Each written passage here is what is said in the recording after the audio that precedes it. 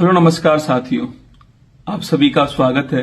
अभी अभी ministry of education ने गाइडलाइन जारी की है कोचिंग्स के लिए, जो कोचिंग के लिए महत्वपूर्ण है और जो आप बच्चे तैयारी कर रहे हो उनके लिए महत्वपूर्ण है।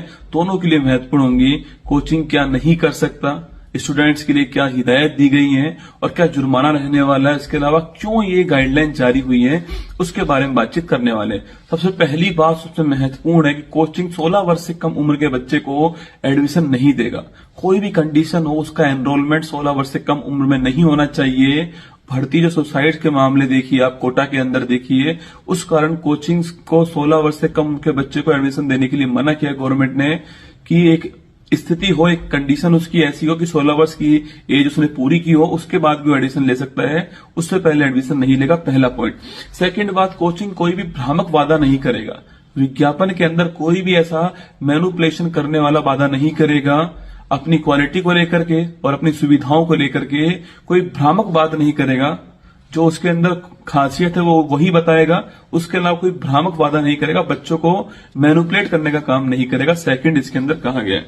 थर्ड जो महत्वपूर्ण बात है, कोई गारंटी कोचिंग नहीं देगा। ना सिलेक्शन की गारंटी देने वाला है कोचिंग, ना ही कितने अंक दिलवा देगा वो गारंटी देगा, और ना ही वो पास करा देगा इसकी गारंटी देने वाला है। कोचिंग पढ़ाएगा बस, केवल गारंटी नहीं देगा। कोचिंग साफ साफ लिखा हुआ है, जैसे होते हैं ना गारंटी बैच होते हैं, तो गारंटी कोचिंग नहीं देगा, ये साफ साफ लिख कर दिया हुआ है। इसके अलावा कोचिंग कदाचार भी नहीं करेगा बच्चों के साथ में, ये भी साफ साफ लिखा है, कदाचार भी नहीं होना चाहिए। इसके अलावा कोचिंग में जो टीचर्स होंगे उनकी मिनिमम क्वालिफिकेशन जो है ग्रेजुएशन होने वाली है।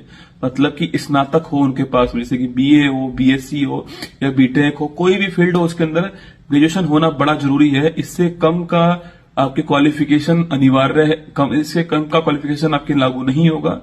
इससे कम नहीं होनी चाहिए क्वालिफिकेशन, ऐसा कहा गया है।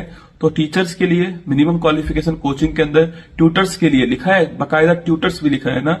मिनिमम क्वालिफिकेशन कोचिंग के लिए कितनी चाहिए, वो टीचर्स के लिए ग्रेजुएशन चाहिए, स्नातक चाहिए, ये भी लिख कर दिया गया है। इसके अलावा कोचिंग किसी भी अपराध में दोषी पाए गए टीचर्स को नहीं रखेगा। अपराध में दोषी ठहराए गए टीचर्स को कोचिंग नहीं रख सकता, ऐसा भी लिख कर दिया गया है।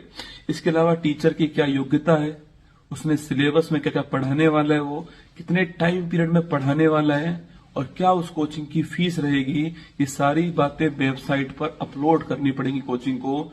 टीचर्स क्या है, क्या क्वालिफिकेशन है उनकी, इसके अलावा कौन सा सिलेबस वो पढ़ाने वाले हैं, कितने टाइम में पढ़ाने वाले हैं, ये सारी बातें कोचिंग को वेबसाइट के ऊपर रखनी पड़ेंगी। इसके अलावा मेंटल हेल्थ, बहुत बल दिया है इसके अंदर। मेंटल हेल्थ के अंदर जो है, कि जो मेंटल हेल्थ है उस पर कार्य करना पड़ेगा कोचिंग को। इसके अलावा इसके लिए साइकोलॉजिस्ट होने चाहिए। बिना साइकोलॉजिस्ट के अपॉइंटमेंट के किसी भी बैच में एडमिशन नहीं होगा, साइकोलॉजिस्ट रखने ही पड़ेंगे। इसके अलावा मेडिटेशंस है, योगा है, मतलब मेंटल हेल्थ को स्ट्रॉन्ग कैसे करे बच्चों की, उस पर कोचिंग को भी ध्यान देना होगा। क्योंकि कोचिंग, बच्चा अधिकांश टाइम अपना कोचिंग के अंदर ही स्पेंड करता है, तो मेंटल हेल्थ एक बड़ा इशू है, जो कि तो आप देख रहे होंगे सुसाइड जो हो रही है आपके, वो सारा मेंटल हेल्थ कोच उसके पीछे जो है, मतलब वो कंडीशन आना बच्चे की जिसमें बच्चा अपनी जिंदगी को छोड़ने के लिए इच्छुक होता है, वो मेंटल हेल्थ का कारण होता है।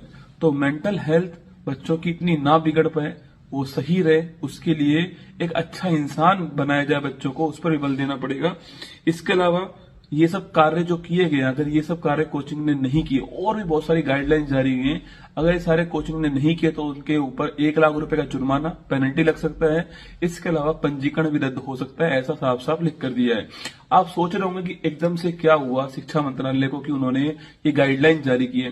पहला बिंदु, बढ़ती हुई आत्महत्या जो है वो उसका कारण बन चुका है आपके। आप कोटा देख लीजिए, मतलब कि जो छोटे छोटे बच्चे होते हैं वो सुसाइड कर रहे हैं वहां पर, इतना उनके ऊपर बर्डन होता है वहां पढ़ाई का, तो वो ही बड़ा कारण हो रहा है। तो बढ़ती ही आत्महत्या। सेकंड, बढ़ती हुई आग की घटनाएं, दिल्ली देखिए अभी कुछ दिनों पहले ही घटना है। इसके अलावा आप गुजरात देखिएगा, आपके मतलब कोचिंग्स आपके टॉप फ्लोर पे चल रही हैं, सारी सुविधाएं हैं नहीं वहां पर, सारे मानकों को फॉलो नहीं किया जा रहा है वहां पर, और बच्चे जो है, आप देखिए जब घटना होती है तो उस समय क्या स्थिति उत्पन्न होती है वो आपने देखी होगी। तो आग की घटनाएं, आत्महत्या की घटनाएं, घटती सुविधाएं, घटती क्वालिटी, ये दोनों भी बड़ा कारण हो रहा है। भ्रामक वादे, तो घटती सुविधाएं, घटती क्वालिटी कोचिंग्स के अंदर, और साथ में भ्रामक जो वादे हैं आपके, वो सब इसका कारण बनने वाले हैं। तो अभी हाल ही में शिक्षा मंत्रालय ने बहुत सारे डिसीजंस जारी किए, गाइडलाइंस जारी की है। आपको कैसी लगी गाइडलाइंस बताइएगा मुझे, और सभी को पहुंचाइएगा गाइडलाइंस को। हर शिक्षक के पास में, हर स्टूडेंट्स के पास में ये पता होना चाहिए कि सरकार की क्या गाइडलाइंस है। ध्यान रखना अपना। जय हिंद, थैंक यू।